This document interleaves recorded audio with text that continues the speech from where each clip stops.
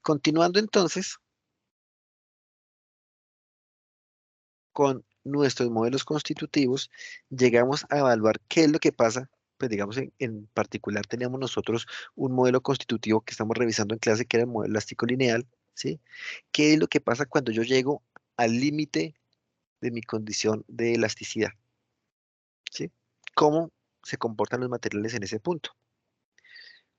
Entonces, estos criterios de fallo del material nos hablan de establecer qué ocurre con el límite de comportamiento elástico y el inicio de fluencia para materiales dúctiles o inicio de un proceso de fractura en materiales dúctiles como el acero, materiales frágiles como el concreto, por medio de un estado de esfuerzos o deformaciones. Generalmente se hace sobre un estado de esfuerzos, ¿sí? Y todo obtenido a partir de unos ensayos unidimensionales, como lo hemos dicho desde antes. Todo esto haciendo una descripción de esfuerzos. Entonces veamos que tengo un comportamiento acá elástico, que fue el que dijimos, supongamos que esto es la curva que presentamos de Mander, ¿sí? Pero acá con una zona perfectamente elástica para trabajar con presión, aquí para trabajar a compresión, y que después de que se llegue a su esfuerzo límite, aquí pues ocurre algo. Puede ir hacia abajo, puede mantenerse, puede ir hacia arriba, a compresión y aquí a tensión también ocurre algo. ¿Mm? Algo que nosotros evaluamos cuando estábamos viendo el capítulo de esfuerzos era que en materiales frágiles, las fracturas son perpendiculares a la dirección de esfuerzos. ¿Se acuerdan que nosotros llegamos y evaluamos esfuerzos principales y dijimos ese esfuerzo principal está en una dirección en particular? En el caso plano podríamos encontrar incluso el ángulo y con ese ángulo establecer era, cómo era la dirección de la fractura, ¿sí? Entonces acá lo que vamos a ver es principalmente, como dice acá, es un estado de esfuerzos límite el que vamos a evaluar, ¿cierto? Por ejemplo, podemos decir que el concreto no va a resistir más de 21 megapascales. Trata de llegar a 21 megapascales, pues ya no se puede porque en 21 llega y se presenta una falla, una fisura. Entonces, ahí estoy controlando por una condición de esfuerzos o una condición de deformaciones también podríamos llegar a controlar. En la parte inferior de esta gráfica encontramos lo que se llama el dominio elástico. De hecho, está corrido. ¿Por qué? Porque esta llavecita tiene que coincidir con este límite y esta llavecita tiene que coincidir con este límite, ¿sí? Y hay lo que llamamos dominio elástico, donde decimos que el dominio elástico va a estar entre menos un esfuerzo último a compresión y menos un esfuerzo último a tensión, ¿sí? El dominio elástico, lo que pase de ahí en adelante ya se sale del campo de la elasticidad. Aquí hablándolo de esfuerzos, pero también hay algunos criterios también que nos dicen que el esfuerzo cortante es una limitante. ¿Sí? Todo esfuerzo contenido en este rango va a ser un esfuerzo elástico. Todo esfuerzo que salga por allí, pues vamos a mirar qué ocurre, qué teorías de comportamiento pueden llegar a ver.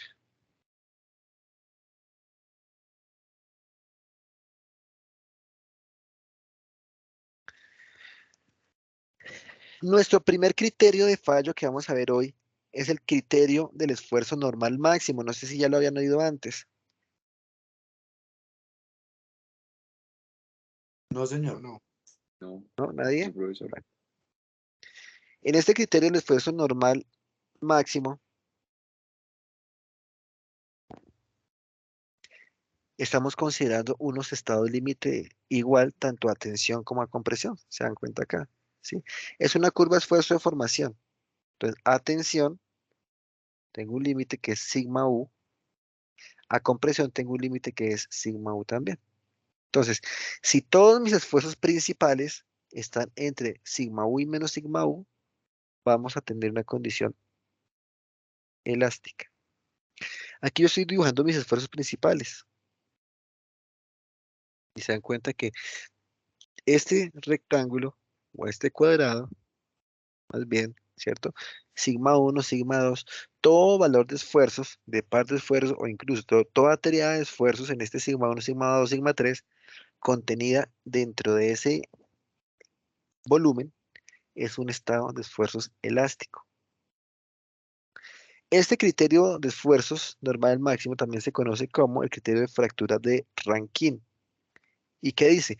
Que cuando un esfuerzo, yo estoy haciendo un proceso de carga sobre algún tipo de modelo, de estructura, de terraplén, de condición de terreno, ¿cierto? Si el esfuerzo supera este sigma u, sencillamente hay alguna falla, en particular una fractura, porque ese es un criterio asociado a materiales frágiles.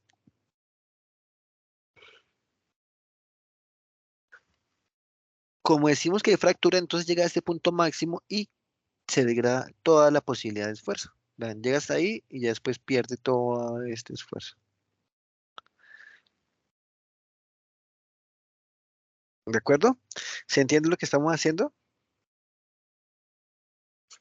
Antes habíamos evaluado esfuerzos, pero estamos viendo el límite de los esfuerzos de acuerdo a la condición de material.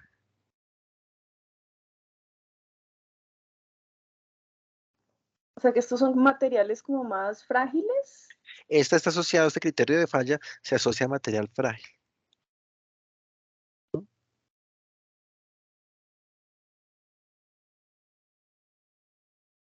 Así es.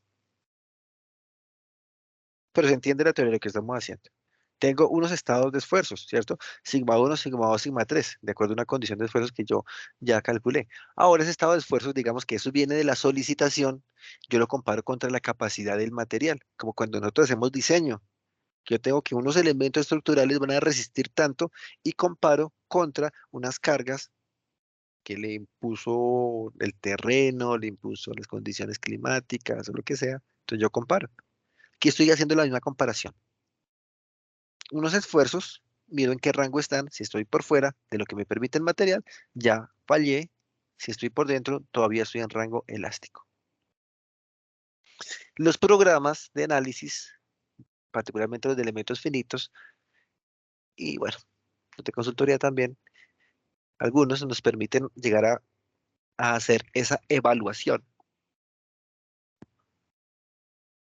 donde por medio de un mapa de colores me dice cuáles zonas, pues ahí les dejan cargar, ¿no? Si tengo un esfuerzo elástico, los dejan cargar y si el esfuerzo es mayor que el esfuerzo permitido por el material, le pone un color rojo y me dice que ya falló, aquí eso lo marca como una fisura, como bueno, en fin, ¿sí? Así es que el programa establece una condición de daño de algún elemento en un modelo. Si está claro, Ingeniero, una pregunta. señor. Sí, adelante. ¿Taludes igualmente? Sí, Ven, el criterio de fractura es aplicable en estabilidad de taludes o ese no se aplica ya que pues no es una condición de material frágil. pues puede llegar a aplicárselo. Así como yo les dije hace un momento, cuando ustedes están haciendo un modelo, bueno, partiendo de que estamos en mecánica del medio continuo, ¿sí? Y si hacemos un modelo de elementos finitos, pues ya estamos como reduciendo mucho el problema, ¿cierto? Mucho es un decir, porque yo puedo tener unos modelos muy finitos, donde lo voy a aproximar a la mecánica del medio continuo. Pero el que es conocedor del fenómeno es el que define esos criterios de fallo. Yo le digo que utilizar un criterio de Rankine o un criterio de Tresca, que vamos a ver, ¿sí? Yo le digo, así se va a comportar. Entonces, si no estoy mal aquí en ANSYS, creo que tenía modelos de fallo como tal. Count Clay. Bueno, ahorita buscamos a ver. Criterios de fractura. Eh, incluso vean que aquí abajo me permite hasta personalizar un modelo.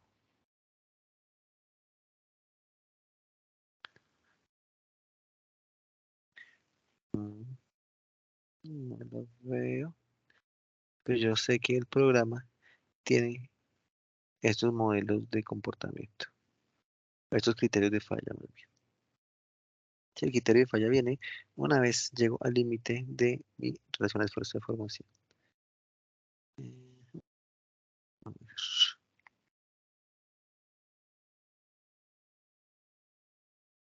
Bueno, aquí asociados, vean, a unos comportamientos geomecánicos, ¿sí?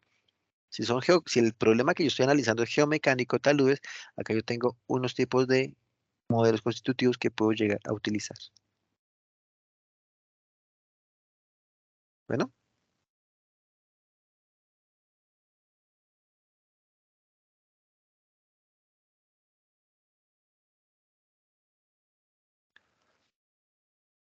bueno, creo que sí. Entonces, continuando, ¿alguna otra pregunta?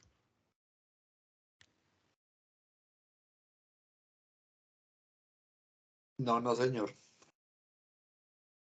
Bueno,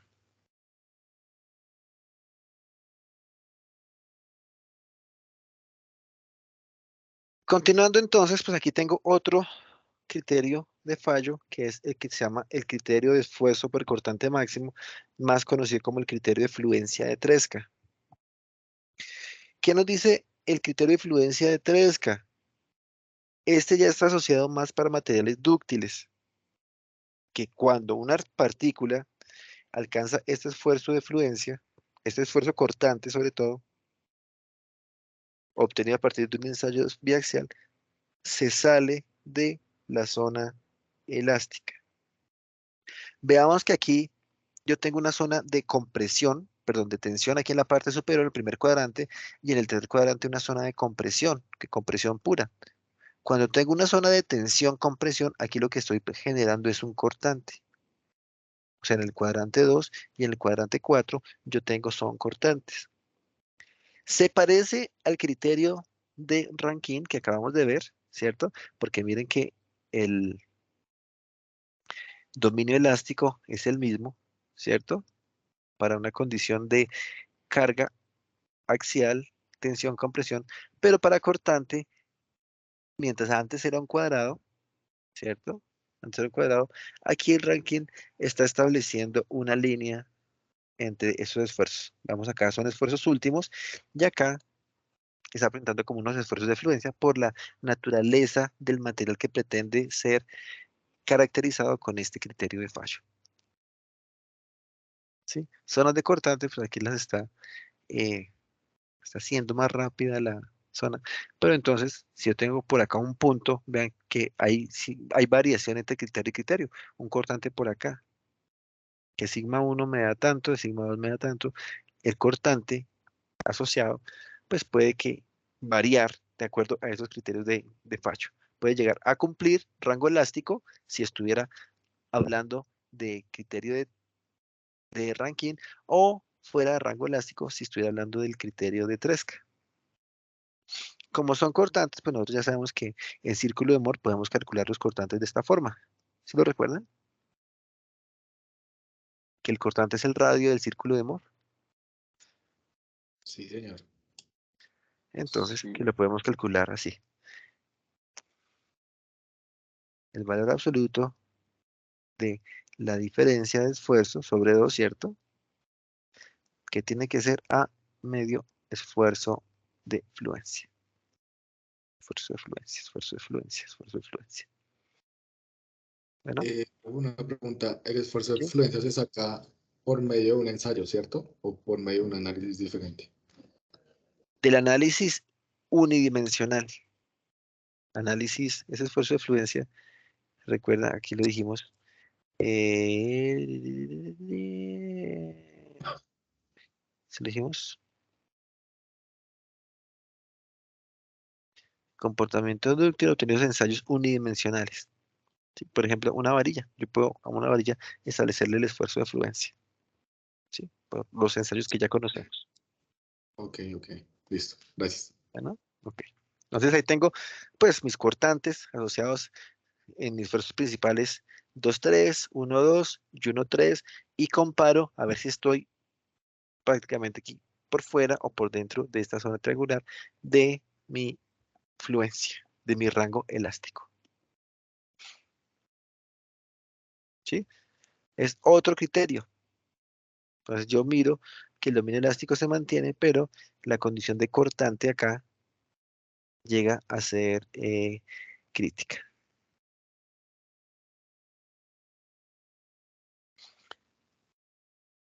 Otro criterio de fallo es conocido como el criterio de la densidad de la energía de distorsión. No mentiras, casi nadie lo conoce así. Así se llama, pero casi nadie lo conoce así. Todo el mundo habla del criterio de fluencia de von Mises. ¿Ese sí lo han escuchado? No. Sí, señor. Pues el nombre, ¿no? De von Mises, sí. Bueno, así sea el nombre. Es que me digan es que este es de los más famosos realmente. ¿Sí? Pero si yo les digo criterio de densidad de energía de distorsión, es como para hablar de un quiz. Es decir, hábleme del criterio de la densidad de energía de distorsión. No, no sé, yo solo sé de von Mises. Ah, bueno, es diferente. ¿Sí? Miremos que en von Mises la curva que une, aquí también, es para unos materiales dúctiles, ¿sí? Porque estoy hablando de sigma y en dirección principal 1 y 2, básicamente. Eh, establece un límite o un, ¿cómo se llama? Un rango elástico, un dominio elástico, que es ligeramente mayor que al que teníamos antes, que iba entre menos sigma y sigma y. ¿Sí? ¿Por qué digo que mayor? Porque si proyecto aquí el punto mayor de lo que me da esta parábola, esa parábola no, esta elipse, viene por acá, ¿sí? Y acá también si proyecto en dirección sobre el eje horizontal, también viene por acá. Lo mismo ocurre con el eje vertical. Entonces aquí estoy ampliando ligeramente el campo elástico. O sea, me está permitiendo ir un poquito más allá del esfuerzo de fluencia. ¿Sí? Establece que el límite de fluencia se da cuando la densidad de distorsión es igual a la densidad de energía obtenida de un ensayo uniaxial, el cual alcanza un esfuerzo de fluencia del material sigma y. ¿Cómo se calcula? Pues yo tengo unos esfuerzos principales, ¿cierto? Que ya los sé calcular. ¿Cierto que sí? ¿Sabemos calcular Sí, esfuerzos principales? Tengo una condición de sí. esfuerzos principales que viene a partir de un estado de fuerzas. Entonces tengo mis esfuerzos principales, esos esfuerzos principales yo llego y comparo, hago pues aquí, lo reemplazo y comparo con una expresión, ¿cierto? Que es esta, el sigma y. Si mi sigma de von Mises, como un sigma equivalente por la condición de esfuerzos principales, es inferior a sigma y, estoy dentro de este dominio elástico. Si es igual, estoy en el borde del dominio elástico. Si es superior, pues ya yo no sé qué va a pasar. Lo que sé es que ya me estoy saliendo del dominio elástico. ¿Sí? Que yo no sé qué va a pasar después del dominio elástico. Solo sé, estoy por dentro o estoy por fuera. Y ya. Bueno, aquí vean que tengo el esfuerzo cortante octaédrico que también puede convertirse, bueno, que está asociado a este de von Mises, ¿cierto? Que también es otro criterio de fallo. ¿Se acuerdan cuando tenemos el tau octaédrico? Por allá que lo calculábamos, que era un plano especial, que 1 sobre raíz de 3 en dirección 1, en dirección 2, en dirección 3, E1, E2, E3, ¿sí? Allá calculamos ese tau octaédrico y ahora pues sabemos que ese cortante en el plano octaédrico tiene que ser inferior que raíz de 2 sobre 3 por sigma y. ¿Sí? Es otro criterio que tenemos asociado a este de von Mises. ¿Sí? Otro que se llama el modelo de plasticidad J2, que nos dice que esta J2 es la segunda invariante del tensor desviador de esfuerzos. ¿Se acuerdan del tensor desviador de esfuerzos?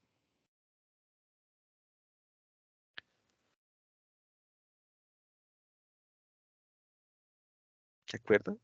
Esfuerzos. Sí, señor. Sí. ¿Cómo se obtiene ese tensor desviador?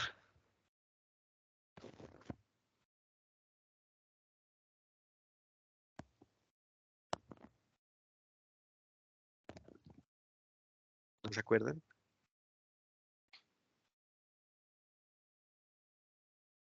Que en el tensor desviador yo decía que cualquier tensor de esfuerzos, yo lo podía representar como la descomposición de un tensor simétrico, de un tensor esférico, más un tensor desviador. Entonces yo calculaba el tensor esférico como la traza, o que más bien que el promedio estuviera en la traza, más bien estuviera el promedio de esfuerzos principales, y después del tensor inicial ya le quitaba ese tensor esférico y obtenía el tensor desviador. ¿Sí? A ese tensor desviador yo le calculo invariantes, y la segunda invariante es esta J2, que se define negativa. ¿Sí? Por eso, cuando es negativa, con este negativo me va a dar positiva. Cuando haga esta raíz, tiene que ser menor que FY. ¿Sí? Es otra condición que me permite evaluar condición de esfuerzos. ¿Sí? Entonces, para cualquiera de esas condiciones, ¿qué es lo que yo estoy buscando? Mirar si estoy dentro o estoy por fuera del límite elástico. Que si hay algo que me permita tener más resistencia después del límite elástico, es una condición de endurecimiento. Lo veremos más adelante. Que si tengo una condición donde empieza a agregar la resistencia, como ocurre en el concreto, pues es una condición de ablandamiento. O que si se conserva el esfuerzo, pero empiezan a incrementarse las deformaciones indefinidamente, bueno, siempre hay algo definido, pero yo uso el que lo defino, entonces es una condición de plasticidad. Entonces yo puedo mirar a ver qué es lo que ocurre con el comportamiento del material ya conociendo el fenómeno previamente.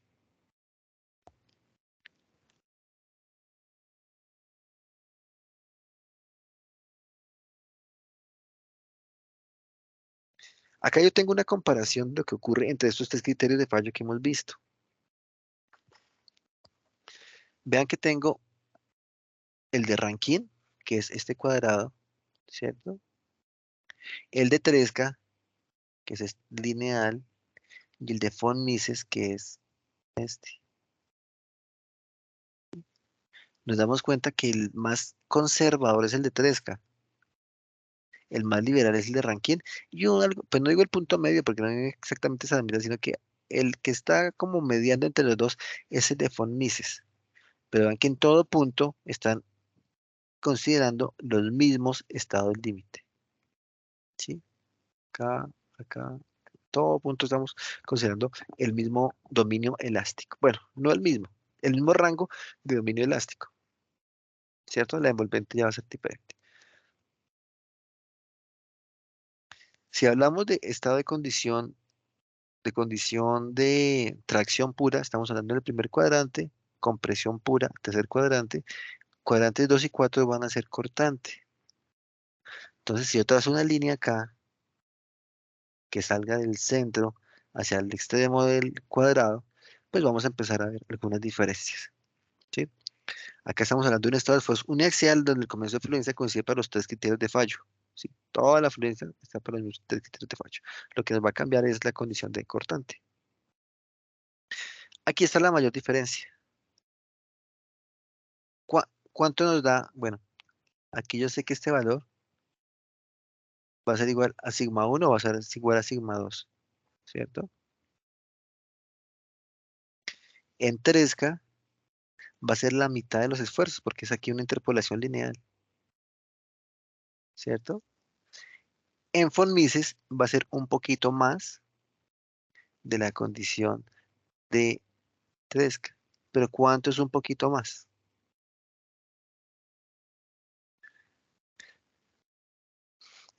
Valor yo lo puedo calcular como raíz de 3 sobre 3. ¿Cuánto me da raíz de 3 sobre 3?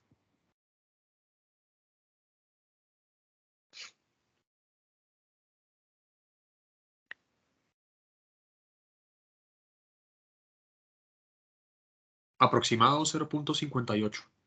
0.58, 0.577, ¿cierto?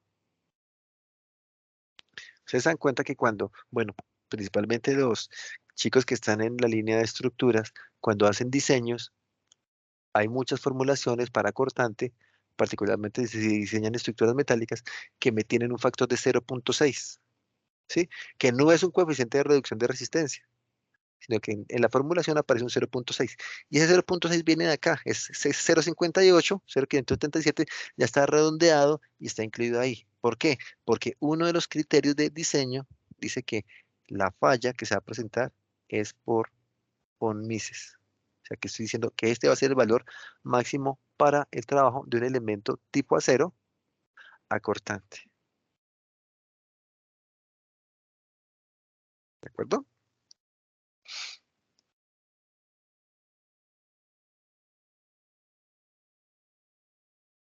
¿Cuánto me da 1 sobre raíz de 3?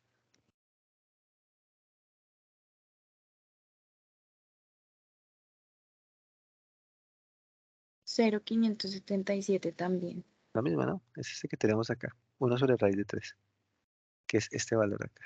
Aquí estamos comparando 1 sobre raíz de 3 sobre acá que tengo 1/2 para 3K. Y pues 1 que es completo para Rankine.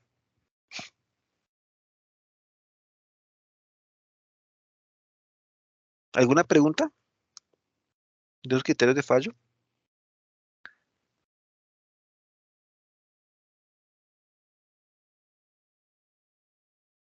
No, señor, por el lado. ¿Se entiende lo que estamos diciendo?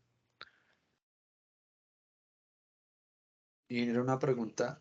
Señor, Dentro de los criterios, pues yo al hacer algún diseño ya, yo escojo el que voy a usar o miro el que más se me aplique, pues ya pues a dependiendo de lo la mejor. característica del material, pues más que para hacer un diseño, lo que pasa es que las formulaciones de diseño ya tienen incluidos estos criterios de fallo, ¿sí? Ahí, por ejemplo, si estoy diseñando estructuras de acero, me dicen yo no voy a ir más allá de fluencia, del FY, entonces ya me está controlando mi rango de trabajo. Hay algún criterio que me dice no vaya más allá del esfuerzo de fractura del material, ¿sí? En concreto, no vaya más allá del F'C.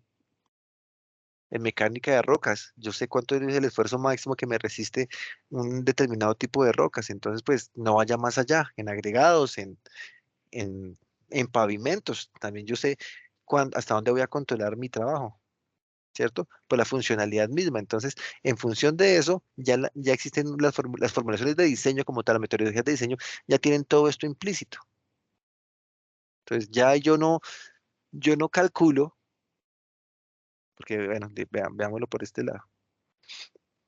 Estamos diciendo nosotros, tengo unas condiciones de trabajo, ¿cierto? Que son las solicitaciones convertidas en esfuerzo dentro de mi modelo que yo esté haciendo, y eso yo lo voy a comparar contra un estado, una resistencia. Si tengo una estructura en concreto, yo sé cuánto me resiste un elemento en concreto, ¿cierto? Ya existe una formulación donde yo le pongo tantas varillas, yo le pongo tantos flejes, entonces yo sé que, y de determinada geometría, yo sé que esa configuración me dice, ese elemento me resiste, no sé, 50 toneladas, 80 toneladas. Y eso yo lo comparo de forma global con una carga que yo hago la evaluación de carga, que una placa y por metro cuadrado tiene tanta carga, entonces mi axial que baja por la columna son 50 toneladas. Tengo 50 que actúan, tengo 80 que resisten, entonces pues no estoy excediendo la capacidad. Ese elemento funciona para esas cargas. Aquí lo estamos haciendo de la misma forma, pero en sentido micro. Yo voy a mirar cuál es la resistencia del material a nivel de esfuerzos y miro cómo es la condición de esfuerzos de cada punto de la malla que estoy generando. ¿De acuerdo? Entonces ahí estamos haciendo a nivel micro ese chequeo de la capacidad. A nivel macro, pues ya existen las formulaciones que ya están incluidas en todos nuestros cursos de diseño. Vale, ingeniero, muchas gracias. Bueno, Pues una pregunta, o sea, todos esos señor, criterios de diseño ya están incluidos en sí, los programas, digamos, en SAP y en ETAPS y todo eso. están incluidos en las formulaciones de diseño. Cuando yo digo, eh, por ejemplo, ¿qué me invento? Cuando yo digo la carga o el esfuerzo máximo que resiste una viga en concreto, yo ya tengo un estado de esfuerzos, tengo un bloque de compresiones, tengo una zona de tensión, ¿cierto? Ahí ya está incluido. Donde yo digo, la resistencia máxima, tengo una formulación que me va a dar esa resistencia máxima, entonces pues ahí ya está incluido esos criterios de fallo. ¿Sí? Se dan cuenta que todas las formulaciones de diseño tienen unos, unos coeficientes que a veces no sabemos de dónde salen, seguramente salen de toda esta teoría microestructural para llegar a hacer un planteamiento de diseño macroestructural de elementos. Ok, ¿Sí? ok. Y Sí, pues, señor. y ya son formulaciones que están ampliamente divulgadas, que están en las normas, pues sí, ya los programas las tienen incluidas, ¿sí? Pero ya Ok, depende del tipo de programa, ¿no? Si es de este tipo de programas como ANSYS, que me permite revisar a nivel micro el comportamiento, o un programa como SAP que me permite revisar a nivel macro el comportamiento. ok, ok, listo. Ok, gracias. Bueno, hasta acá lo que hemos dicho es que en nuestros criterios de fallo o de falla, tengo igualdad de límite a tensión compresión y eso generalmente no se cumple. El caso del concreto es clásico. Yo tengo una resistencia a tensión muy bajita con respecto a la resistencia a compresión, ¿cierto? Lo acabamos de ver en el modelo de Mander. ¿Cuánto es que resiste el concreto a tensión versus la resistencia a compresión?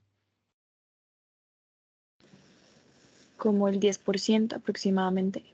Como el 10%, como la décima parte, ¿cierto? Entonces ahí pues nosotros podemos evaluar esos modelos.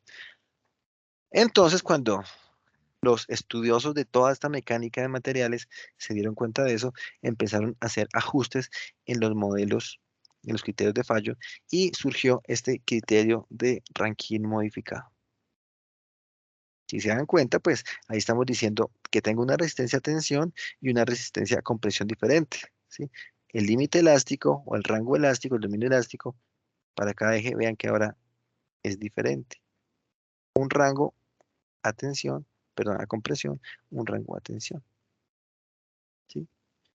Se me hace que es más asociado a la realidad, realmente. Entonces, pues aquí ahora me dice es que, ojo, Rankin, revise sus esfuerzos principales. Si están entre un valor de compresión y un valor de tensión, pues están en el rango elástico. Si salen de allí, no sabemos qué va a pasar, pero ya no están en el rango elástico. Bueno, ya aquí en el dominio elástico, pues volvimos a tener nuevamente para el caso de Rankin, pues completo nuestro cuadrado, obviamente. Que el criterio de Rankin que vimos hace un momento es una particularidad del criterio de Rankine modificado, cuando tengo la misma restricción de esfuerzos a tensión y a compresión. ¿Cierto?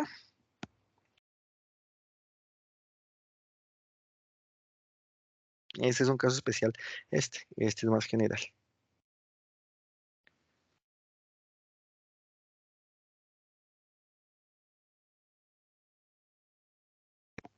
¿Este modelo se les hace familiar? Sí, señor. Sí. ¿Qué saben de ese modelo de Mohr-Coulomb? Cuéntenme un poco ustedes. Yo voy tomando agüita.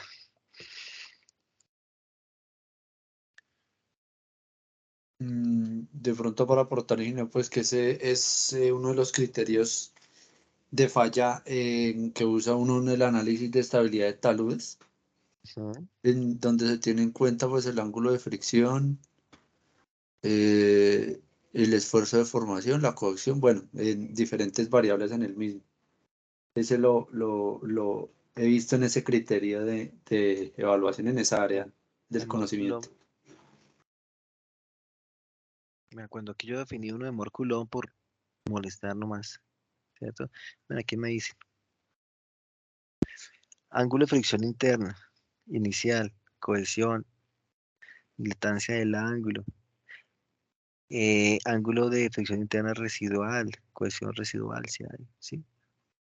Ustedes conocen todos esos parámetros para definir, ustedes que son unos geotecnistas de criterios de fallo y súper aplicados. No, esa dilatancia del ángulo no. Algunos, pues, o sea, como los más usados, ¿no? Pues tienen. Ujú. Ok. Entonces, ¿en qué consiste este criterio? Así para que lo veamos desde el punto de nuestra mecánica. ¿Sí? Nuevamente tengo un estado de esfuerzos. Acá, vean. Ustedes calcularon los esfuerzos principales. Tengo aquí un sigma 1 y tengo un sigma 2. ¿Cierto? Hicieron unos ensayos experimentales donde se estableció un esfuerzo máximo a compresión, un esfuerzo máximo a tensión, ¿sí? Acá yo tengo mi condición de trabajo. Entonces yo tengo mi esfuerzo máximo a tensión, mi esfuerzo máximo a compresión, ¿sí? Acá está obviamente la línea de cero, si está trabajando a compresión, a tensión pura, a compresión pura, tengo la línea de cero, y acá yo tengo un estado de esfuerzo que es el punteado, donde está sigma 1 y está sigma 2. Esta circunferencia, o más bien la tangente que une estas dos circunferencias de tensión y compresión, ¿sí? Y yo trazo esa tangente acá con respecto a la horizontal, me va a dar este ángulo de fricción. ¿Si es así o no es así? Y la tangente que une esas dos, o sea, la que forma el ángulo, en el punto de corte con el eje vertical, me da la cohesión, un esfuerzo de cohesión. Entonces, eso me da es una envolvente de falla. Y yo voy a decir que cada condición de esfuerzos principales que yo encuentre por debajo de estas envolventes de falla, vean que tengo, aquí me dice que es en valor absoluto, ¿sí? Porque va por arriba o va por abajo, ¿sí? Cada estado de esfuerzo tiene que estar dentro de esta envolvente de falla. Si se sale de esa envolvente de falla, sencillamente ya no tiene un comportamiento elástico.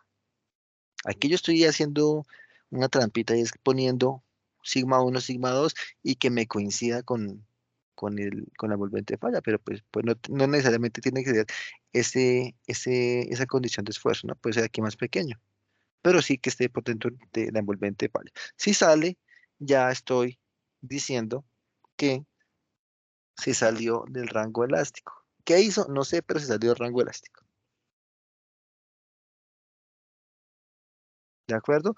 ¿Que cómo se calcula? Ah, bueno, eso es diferente. Es una envolvente de fallo a partir de ensayos uniaxiales, tensión, compresión, dados por una expresión acá, ¿sí? Ensayo a compresión, ensayo experimental a compresión, el rojo, ensayo experimental a tensión.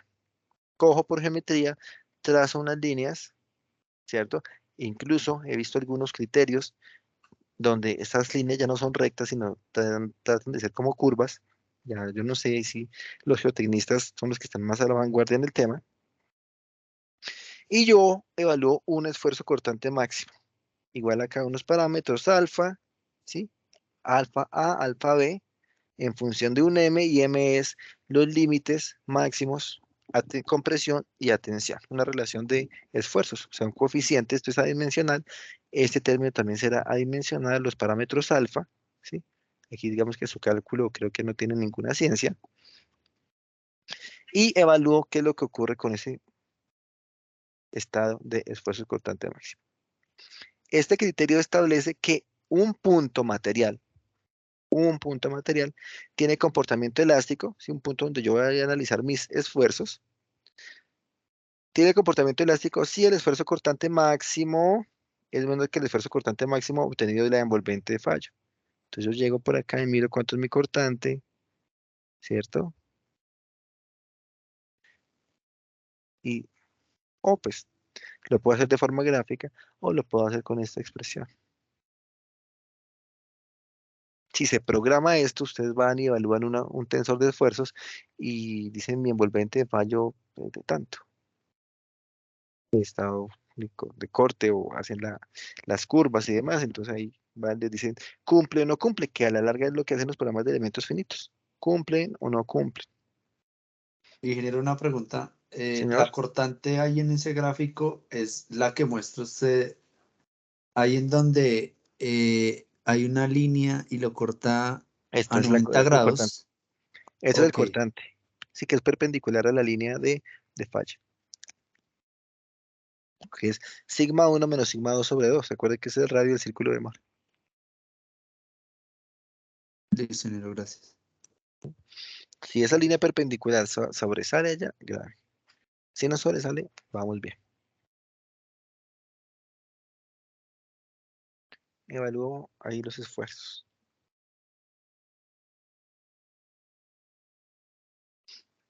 ¿Qué más me pueden decir del círculo de Moore ustedes?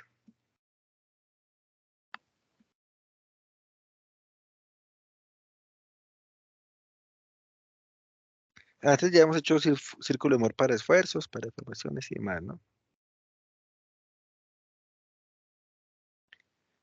Aquí ya les dije en el programa de análisis, vean que se puede calcular, se puede mirar a ver qué se hace. De hecho, por acá había visto el otro. ¿Cuál era? El que de Cam Clay. Vean, Cam Clay está acá. Y Cam Clay me dicen todo lo que Sandra y Luciana nos expusieron. Parámetro de la pendiente plástica, pendiente de la línea de estado crítico, bueno, todo esto es que ustedes vieron en su exposición de cómo es que podemos nosotros caracterizar ese criterio o ese modelo constitutivo más bien. Para Drucker Prager, no, fue con ustedes, fue con otro grupo. No, que tengo aquí una condición de trabajo.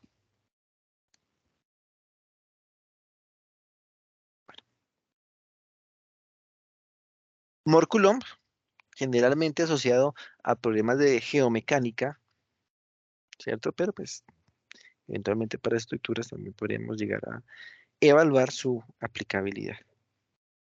Es que ahí es difícil encontrar un ángulo de fricción interna, ¿cierto? Difícil encontrar cohesión, pero bueno, seguramente entre las caras de las fisuras se puede encontrar algo de cohesión. Es el criterio de Moore-Coulomb, visto, ¿cierto? ¿A qué se parece este criterio de Moore-Coulomb?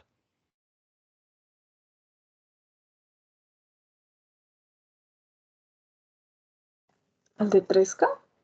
Al de 3K, ¿cierto? Es como Porque toman esas formas, o sea, porque ellos llegan a esas formas. a Porque estas una formas. elíptica, sí, porque el cuadrado, porque el... Qué interesante pregunta. Aquí están tomando esta forma de cuadrado en la parte de abajo, están diciendo, yo tengo una condición de esfuerzo máximo a tensión, sigma 2, sigma 1 también a tensión máxima, y llegan y cortan en un solo punto. Acá. Para tensión, para compresión igual. Pero para cortante, o sea, cuando se salen de este plano, ¿cierto? De cero hacia allá, pues ya ahí es donde empieza como la discrepancia. ¿Sí? Entonces, Rankine dice, no, eso es completo. Pues creo que fue el que le hizo más fácil. Pero, Y la forma como de los prismas, es que cuando estábamos buscando lo de los modelos constitutivos, ujú, yo encontraba estas formas como prismáticas y eso, esos conos y todo eso, ujú.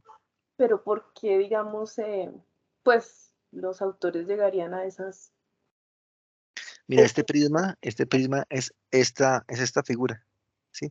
Tengo un punto donde parto en el cero y lo proyecto ahí en adelante, ¿sí?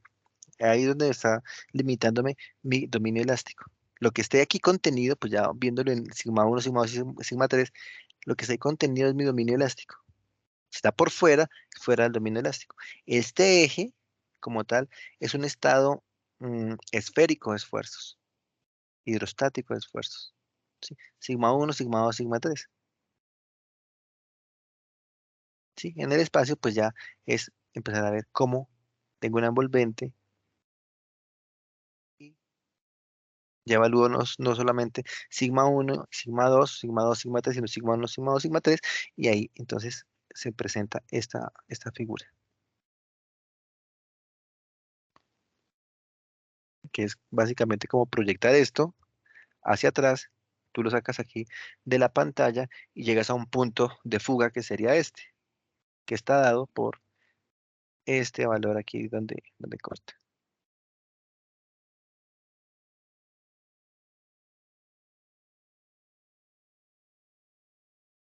Veamos que este sigma 1 más sigma último, ¿cierto? 1 sobre m, aquí ya pues estamos como tratando de interpolar linealmente qué es lo que ocurre entre sigma último y sigma a tensión y a compresión, ¿cierto? En el primer cuadrante, perdón, segundo cuadrante y cuarto cuadrante. ¿Y cómo evalúo este criterio de fallo del material? Nuevamente aquí ya sabemos que es este alfa sub A, ¿cierto? Que está acá, la relación de M, y M es una relación de esfuerzos de la capacidad máxima tensión-compresión. Evalúo el cortante, ¿cierto? Si es menor que alfa veces menos, alfa veces sigma último menos un medio de alfa B, ¿cierto? Esto es el promedio, ¿no? Promedio de esfuerzos. Un medio, el promedio de sigma 1, sigma 2, por un coeficiente alfa B. Entonces, si ocurre eso, estoy por dentro o por fuera del rango elástico.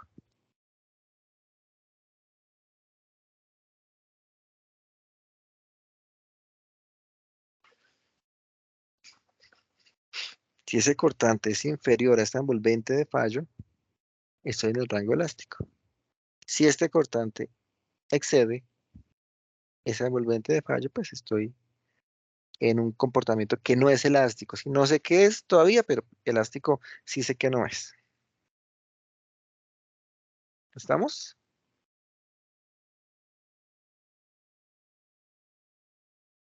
Sí, señor. Ok.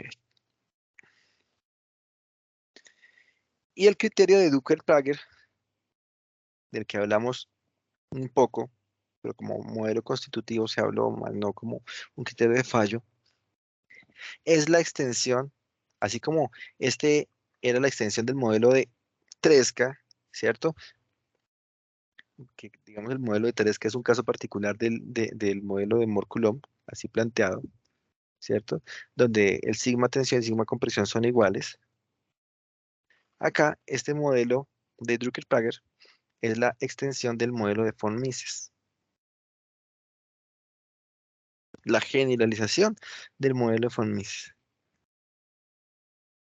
¿De acuerdo? Entonces, tiene un comportamiento similar o una disposición similar a lo que ocurre con el modelo de Mohr-Coulomb que acabamos de ver, ¿cierto? Sino que es un poco más suavizado. Una proyección, el punto de fuga, demás, ¿sí? Donde dice que el sigma de Drucker-Prager límite se puede calcular como alfa por la invariante 1 más raíz de menos J2, que es la invariante 2 de los esfuerzos desviadores. Es la generalización del criterio de von Mises expresada en función del coeficiente de fricción interna del material alfa. Ya lo calculamos de una forma diferente para este criterio. El primer invariante del tensor de esfuerzos, I1. ¿Cuál era la invariante del tensor de esfuerzos? La I1. La traza. La traza. Y el segundo invariante del tensor de esfuerzos desviadores, J2, que ya lo hemos visto antes. Entonces, aquí aparece. A partir de los límites establecidos en ensayos uniaxiales, como siempre le hemos dicho. Entonces, yo puedo calcular este Drucker-Prager reemplazando todo esto, aquí como la traza, ¿cierto? La invariante J2, bueno, aquí ya está representada en función de esfuerzos principales, ¿cierto? Y tengo un Drucker-Prager máximo a tensión y a compresión. Entonces son formas de representarlos.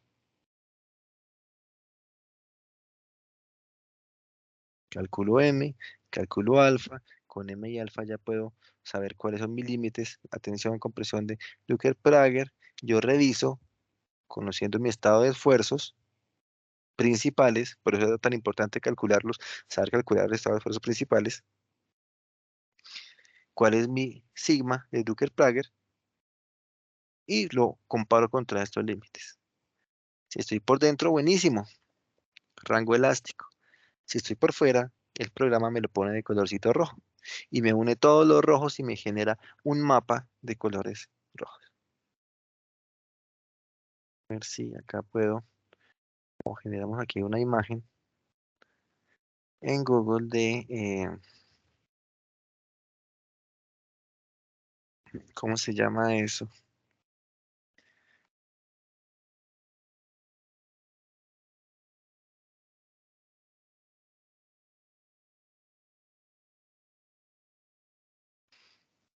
A ver qué nos sale de acá. Si podemos ver unas gráficas donde se evalúen.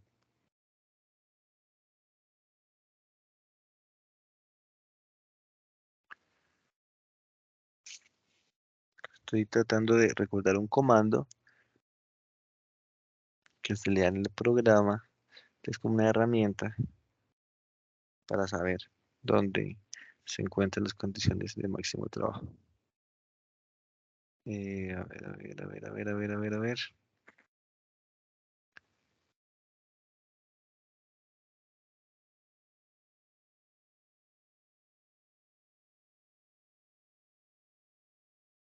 Mira que hay memorias de elementos finitos para secciones de terreno, para piezas mecánicas, para bueno, diferentes condiciones, análisis térmico,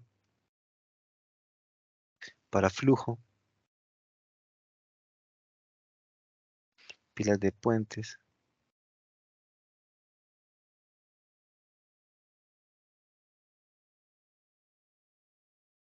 Y aquí quiero ver, por ejemplo, miramos esta imagen, ¿sí? Aquí me estaba presentando un estado de esfuerzo. Esto es una pieza, unas piezas mecánicas, ¿sí? Digamos que para el ejemplo nos funciona. Cuando el programa hace el análisis de esfuerzos en cada uno de los puntos de esta malla, ¿cierto? Pues se empieza a unir por colores cómo es que se representa. Donde está una condición roja es que los esfuerzos están más cercanos al estado límite de falla. Entonces, miremos que aquí,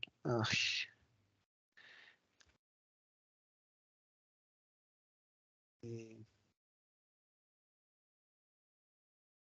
algo que se vea aún más clarito, aunque no estoy diciendo que se esté mal.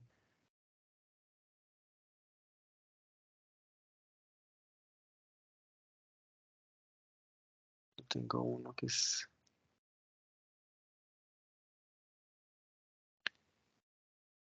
a ver,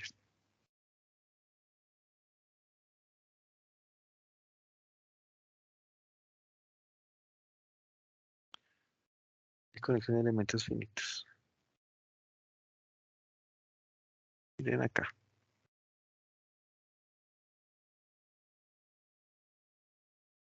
No sé si esta sea chiquita,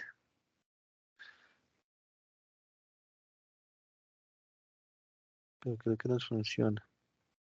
O esta de pronto un poco más. ¿Sí? Aquí están haciendo el análisis de una conexión de una viga y una columna. Por ejemplo, esta era mía, no. Una conexión de una viga y una columna. Y hay unas zonas más esforzadas en un lado que en otro. En las zonas esforzadas es donde me va a indicar dónde puede llegar a estar el fallo de la conexión. ¿Sí? Por ejemplo, acá, vean, una soldadura de pronto que se va a reventar. ¿Sí? Acá unos tornillos que de pronto exceden su capacidad de tensión. ¿Sí? Acá en la zona de abajo. Me va a decir, oiga, si este material es un acero y tiene un esfuerzo de fluencia de 350 megapascales, cuando yo empiezo a aplicar cargas al sistema, en ese material puede que se superen los esfuerzos. ¿Sí? La idea es esa. Hay muchas tesis de investigación que se orientan a hacer simulación en elementos finitos porque es más económico. Vean, permite calcular o ver que la deformación incluso, ¿sí? Cómo se mueren. Este es un resultado de esfuerzos, ¿sí?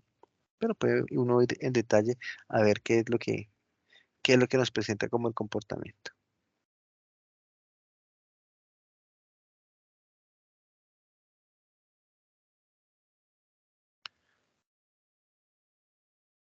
Son diferentes criterios de fallo del material.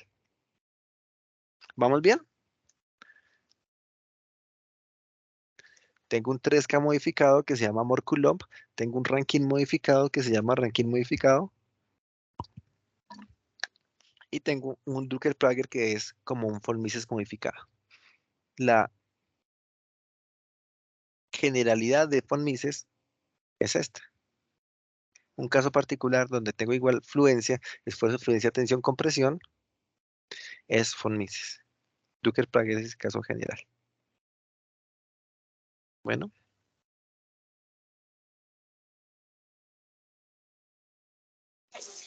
Sí, señor.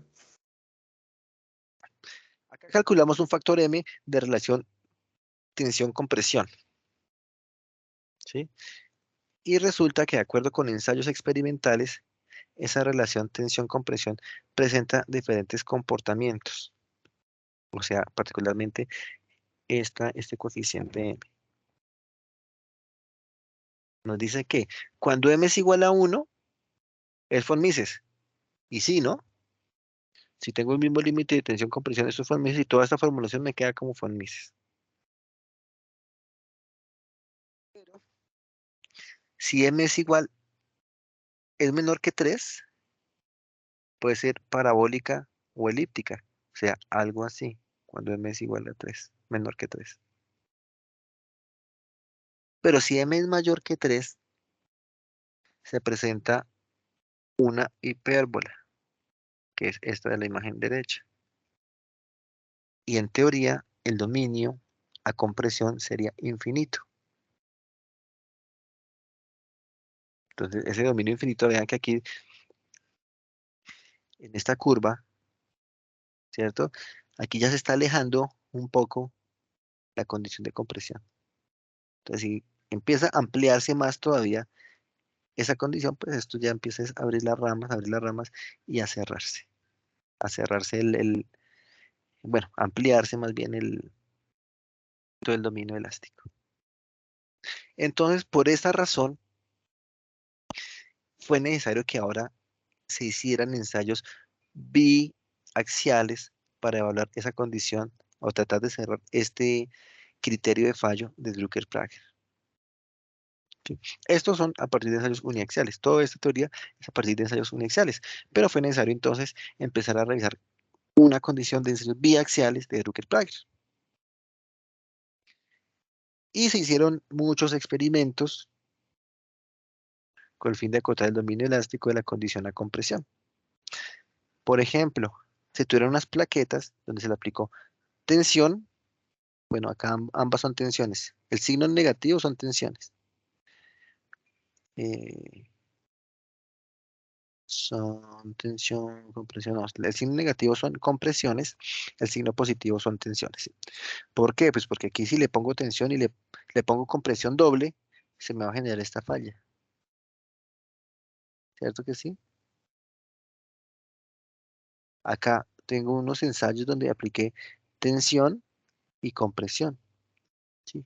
La tensión positiva, la compresión negativa, entonces pues ya se me generó una falla combinada, como si fuera una falla por corte y una falla aquí con esta fallada por tensión básicamente, esas fisuras.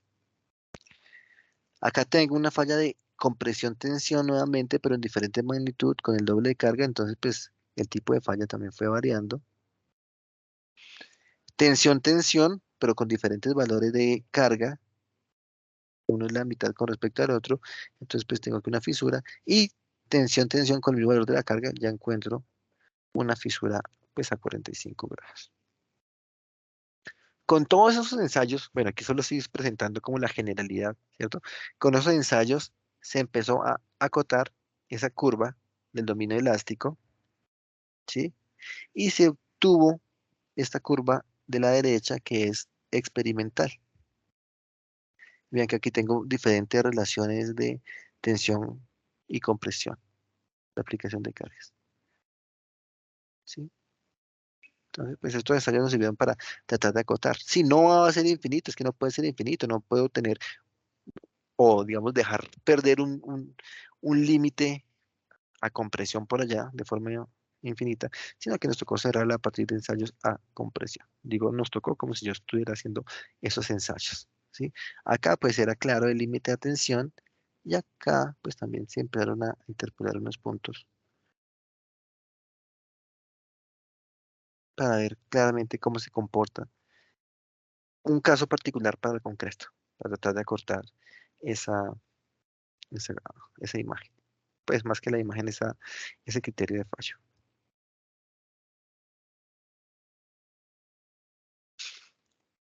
Y hasta aquí vamos a hablar de criterios de fallo del material. La próxima clase ya vamos a empezar a hablar como tal teoría de plasticidad, vamos a ver los trabajos y demás asociados a todo ello.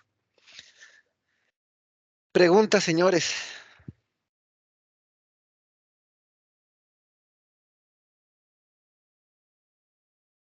¿Qué estamos diciendo acá con los criterios de fallo del material? Que tenemos nuestro modelo constitutivo, tiene un límite, ¿sí? Y ese límite yo lo puedo evaluar con diferentes metodologías. Si son materiales frágiles, si son materiales dúctiles, y con las metodologías pues yo puedo empezar a plantear un estado. Generalmente, esto que les mostré aquí, elementos finitos, se hace en función de esfuerzos, también se puede hacer en función de deformaciones, ¿sí? Generalmente se hace en función de esfuerzos, donde comparo mis tensores de esfuerzos que se me generan, como alguna vez generamos alguno del comportamiento de una viga, ¿cierto? No es el único elemento que se pueda eh, interpretar de esa forma. Yo para cada partícula pude haber hecho un tensor de esfuerzos, y ese tensor de esfuerzos, o sea, de una condición externa de fuerzas, o encontré, hallé el, las, los esfuerzos de una partícula, y así pude haber hecho con todas las partículas, como se puede ver acá, ¿sí? Con todas las partículas se le hallan unos esfuerzos, ahí me empiezan a graficar esfuerzos principales, y cuando esos esfuerzos principales se computan de esta forma, ¿cierto? Se comparan contra algún criterio de fallo, en particular aquí es el de Duncker-Prager, se comparan, me sale un color. Si está muy cercano al criterio de falla, me empieza a salir como rojito. Si lo supera, obviamente ya me sale de rojo más intenso, ¿sí? Ya. Si estoy lejos, me empieza a salir como azulito. Una escala de colores de rainbow que siempre, pues, generalmente se presenta cuando se presentan elementos finitos. Siempre el rojo siendo como el color más crítico.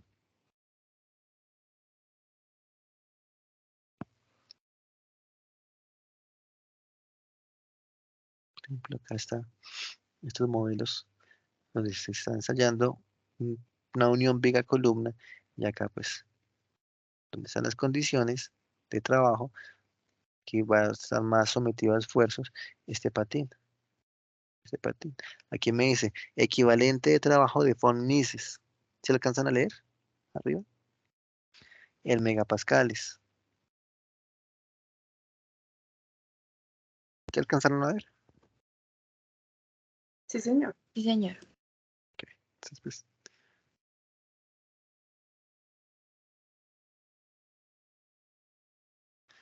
ahí pueden medir esfuerzos en diferentes puntos.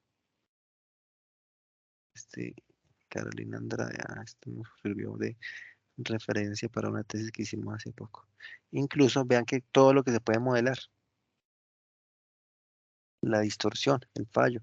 Acá tengo un equivalente de deformaciones, cómo se da el fallo.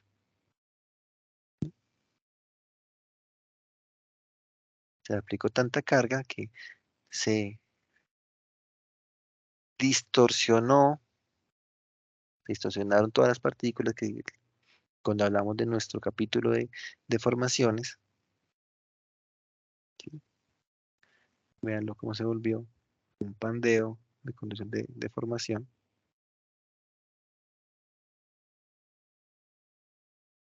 Ahí está si lo quieren consultar también.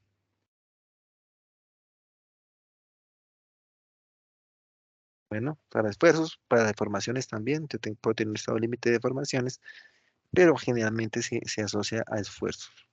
¿Ese qué programa es? Este es ANSYS, esto es ANSYS, este El programa que que les mostré. nos estabas mostrando ahorita.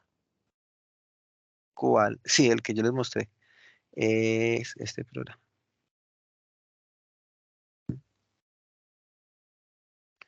Creo que yo no sé si tengo algún modelo hecho recientemente. Creo que voy a generar un video haciendo el modelito de Nancy's de,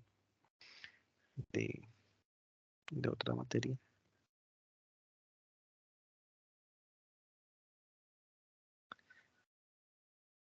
Como para mostrarles. Pues,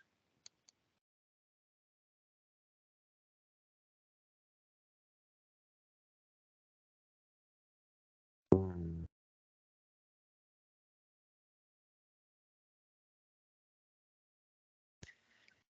eh, modelos.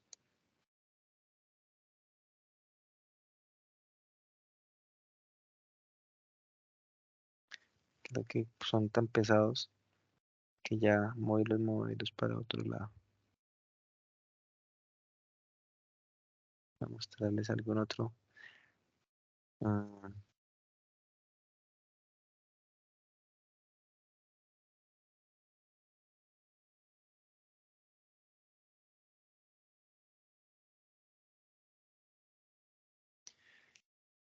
por ejemplo, una search,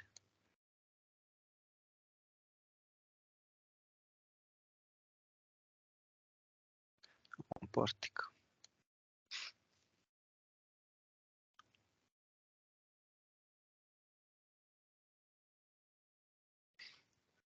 Por si les interesa de pronto llegar a alguna metodología adicional para solución, que son los que toda esa mecánica de medio continuo que estamos viendo es una aplicación, es el fundamento de la aplicación para elementos finitos.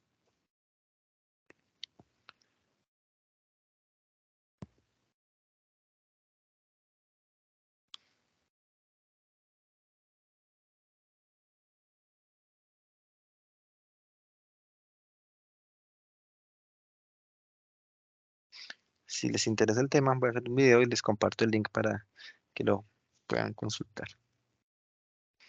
Pues no tanto para, bueno, si quieren para ver cómo se puede llegar a generar un modelito o también para ver, sobre todo, interpretar los resultados.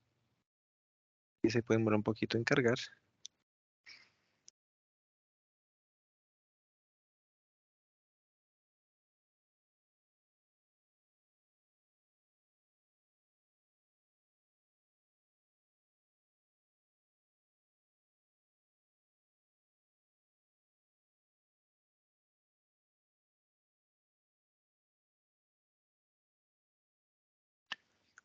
Ten en cuenta que el programa es pesado.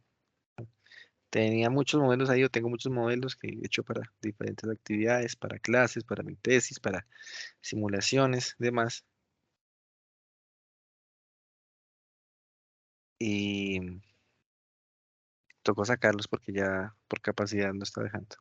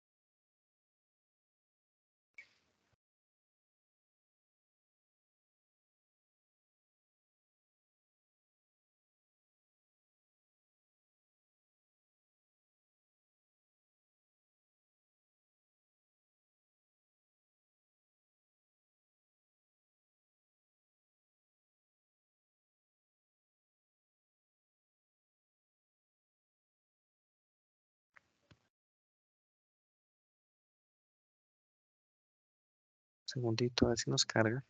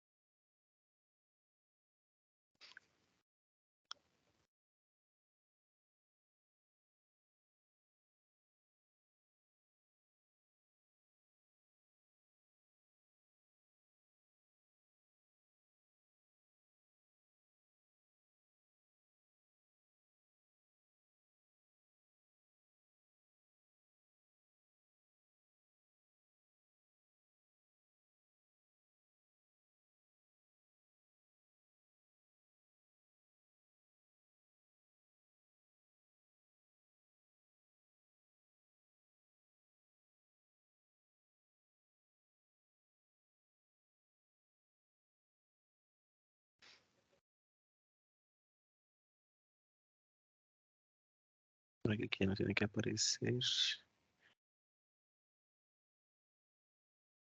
Aquí se dan cuenta cómo es. Es un pórtico de 2 columnas y una viga que se mueve acá. Es algo lento. Debería estar mostrando los elementos. Véanlo. ¿Sí? Los dividió en muchos elementos. Pues son elementos lineales. Y acá pues puedo ver diferentes estados de formaciones. A verlo.